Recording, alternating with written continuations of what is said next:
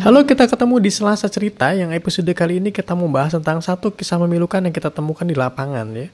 Jadi ada satu orang bayi usia 10 bulan jenis kelamin laki-laki yang malam itu dibawa oleh keluarganya ke UGD. Dari keluhannya disampaikan bahwa si bayi ini menderita diare.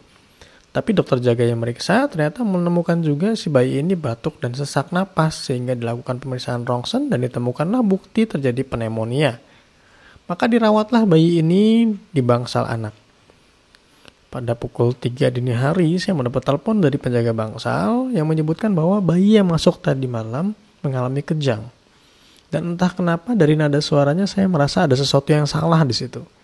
Bahwa ada sesuatu yang bukan cuma itu aja deh kayaknya. Ini kayaknya bukan cuma kasus diare dan pneumonia, bukan another day in the office gitu ya. Jadi ada masalah lain yang kita belum ketemu sepertinya.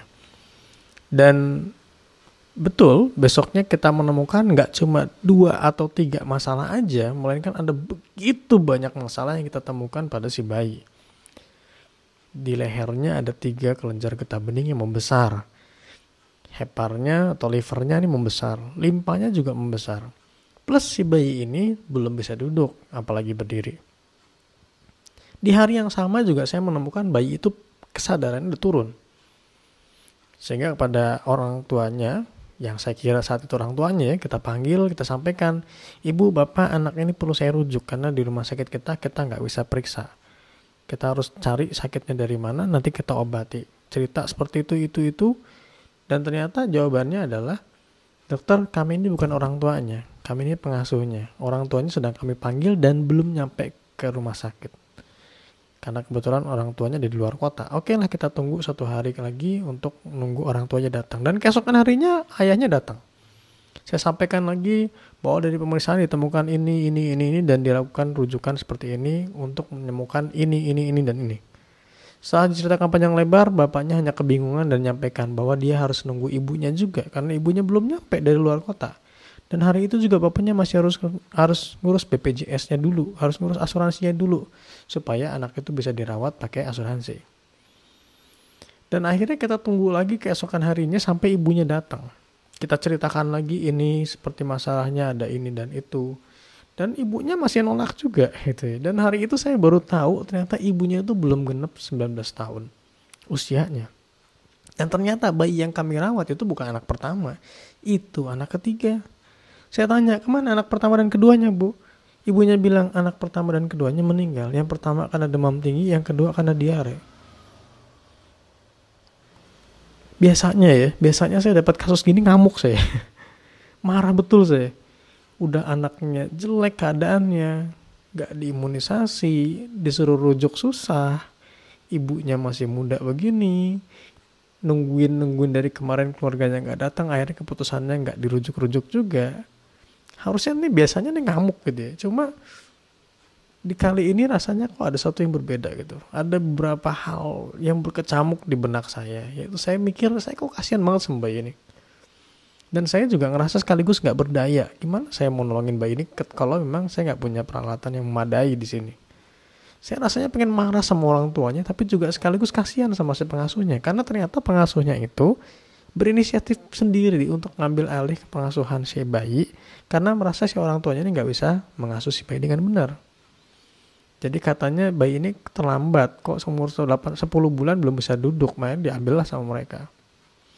Dan saya juga ngerasa dikejar-kejar waktu dong, karena bayi ini belum mengalami perbaikan sama dirawat kita, ini butuh dirujuk segera. Dan akhirnya setelah beberapa episode drama yang terjadi, akhirnya bayi itu berhasil dirujuk.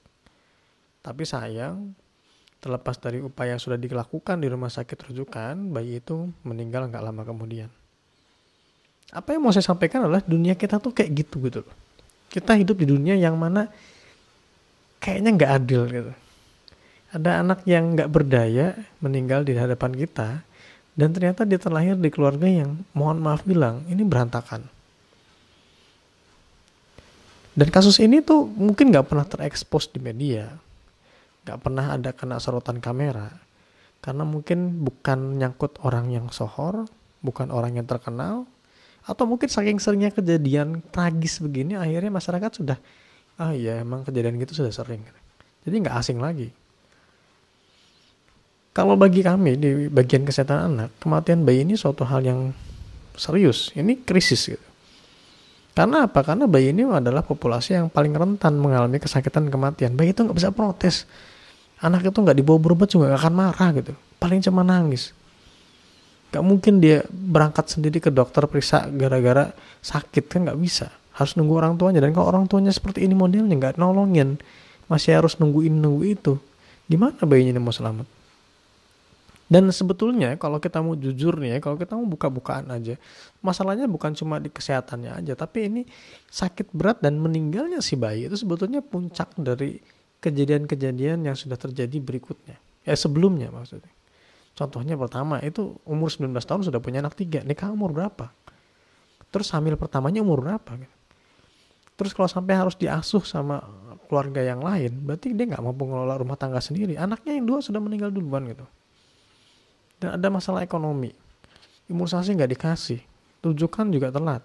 Maka sebetulnya permasalahannya nggak cukup kalau kita hanya mangkas di rumah sakitnya aja, enggak.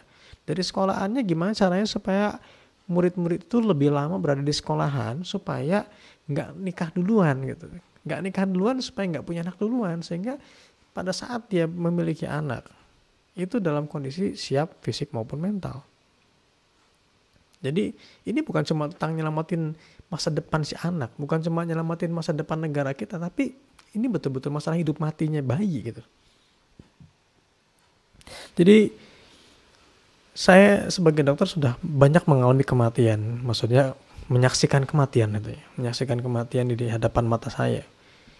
Baik itu bayi, anak-anak maupun remaja. Tapi rasanya kali ini betul-betul beda. Saya betul-betul dibikin gak berdaya. Saya betul-betul ngerasa ditampar gitu. Bahwa kok bisa kacau kayak begini ya sistemiknya. Saya jadi ngeri ngebayangin kehidupan macam apa yang dialami sama anak itu. Dan kakak-kakaknya sudah meninggal sebelumnya. Jadi ini buka mata saya lebar-lebar banget. Bahwa di dunia ini emang kayak beginilah. Kalau kita sikapnya apatis, kita sikap nggak peduli sama sekitar kita, ya kita akan hadapi seperti ini terus gitu. Bahwa emang ada orang-orang di sekitar kita yang emang butuh bantuan dan nggak berdaya, bahkan untuk mengurus anaknya sendiri. Jadi mudah-mudahan rasa gelisah yang saya bagikan pada malam hari ini bisa menular ke teman-teman, dan dengan begitu juga kita mengetuk sedikit kepedulian tentang lingkungan kita. Dan mudah-mudahan hal ini tidak terjadi lagi di masa yang akan datang. Terima kasih, sampai bertemu di Selasa Cerita minggu yang akan datang.